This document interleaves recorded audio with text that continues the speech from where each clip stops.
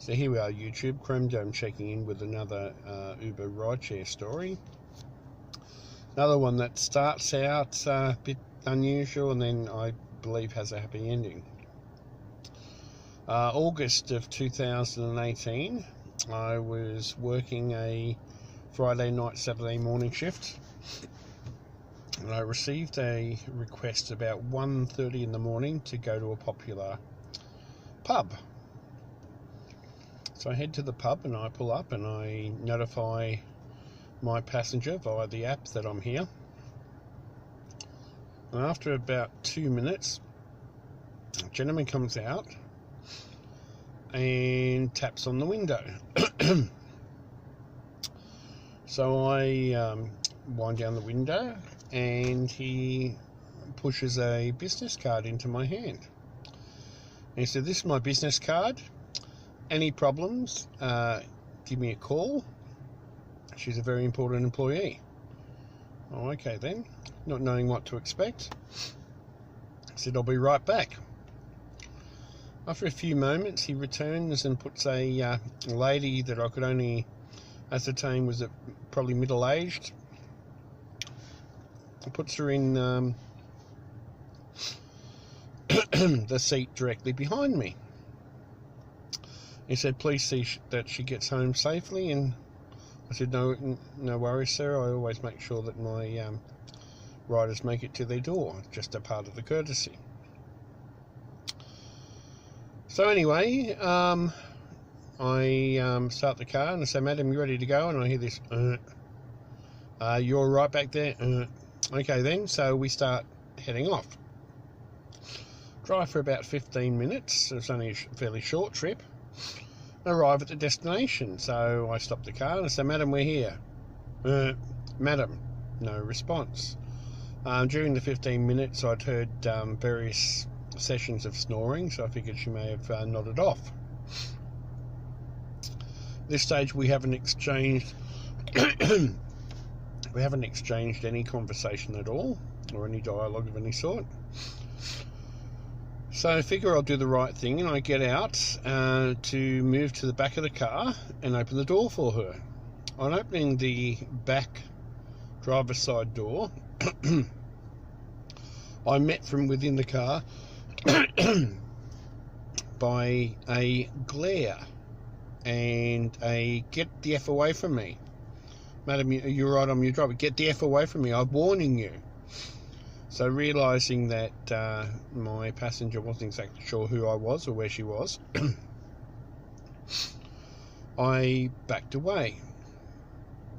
I went around one side of the car and she proceeded to get out of the car and go the other. I said, "Look, I assure you, your boss is paid for your car. Get the F away from me." Okay, fair enough. So she proceeds to go towards the building. I hop back in the car and I drive about 50 metres along the road and I see her disappear into the building. I then send a text message to the business card letting them know that I've delivered the passenger and she has entered her building. I then proceed to do a few other trips, and eventually I make my way home. So I drive home, and one of the things I do before I pack up for the night, so I do a once around, just checking if there's any rubbish or anything else being left in the car.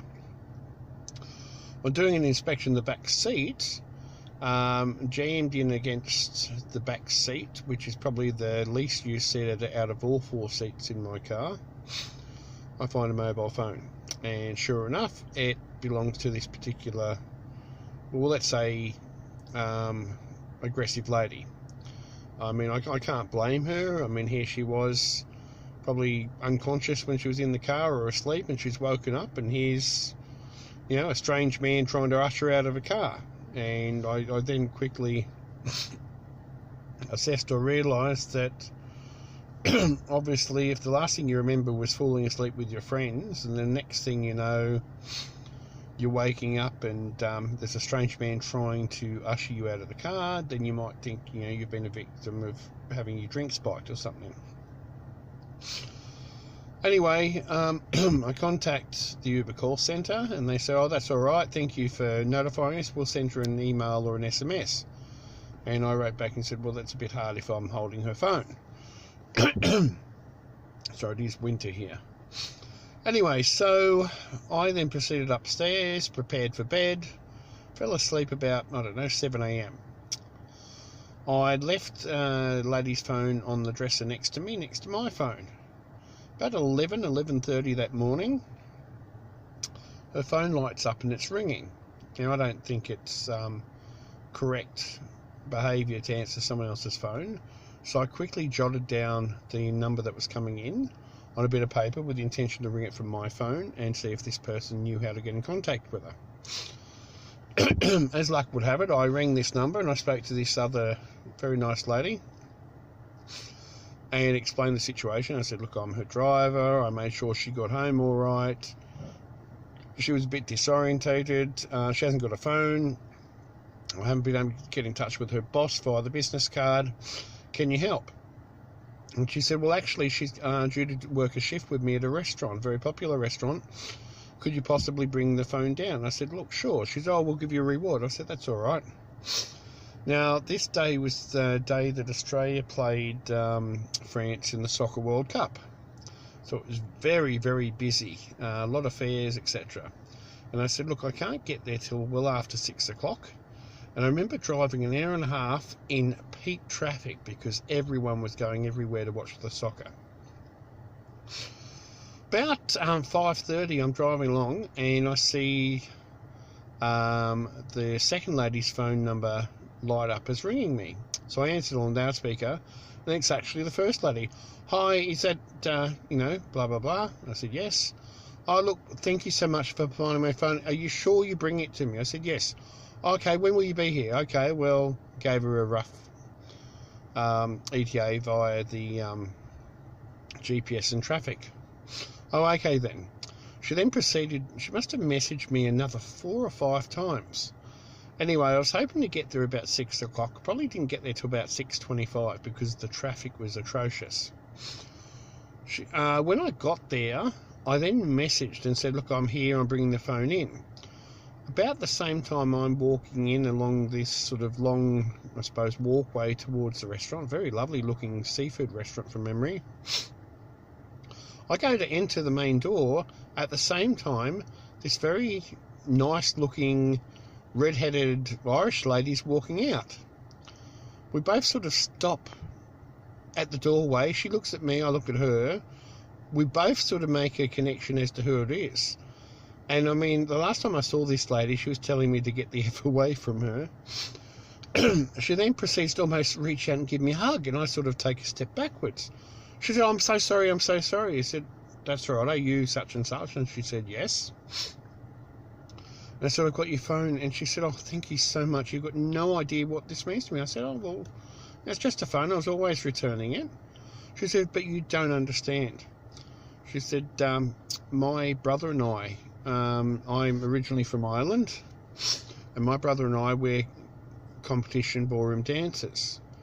And we used to go everywhere together ballroom dancing. I said, oh, that's lovely. She said, but you don't understand. About 4 years ago, he was tragically killed in an accident, and the only photos I've got of my brother ballroom dancing are in that phone. I said, well, I'm so glad I could return it to you. She said, oh, but you don't understand. She said, this is priceless to me, and she pushed a $70 reward towards me. I said, no. She said, for your time and trouble. So I said, look, I'm sure the money will go to good use.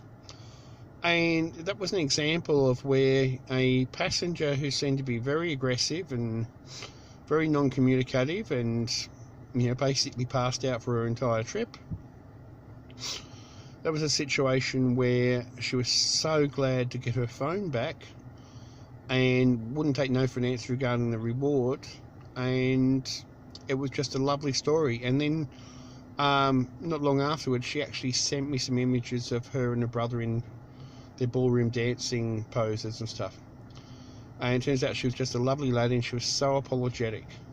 Never did hear back from her boss, but I was very happy that I got to return the phone and you know, find out that this lady was actually quite a genuinely nice lady, and she apologised for her drunken behaviour. Anyway, this is Chrome Dome signing out, the Uber guru from Sydney. That's Tugs, and I'll check in soon for another instalment. Peace out, bye for now.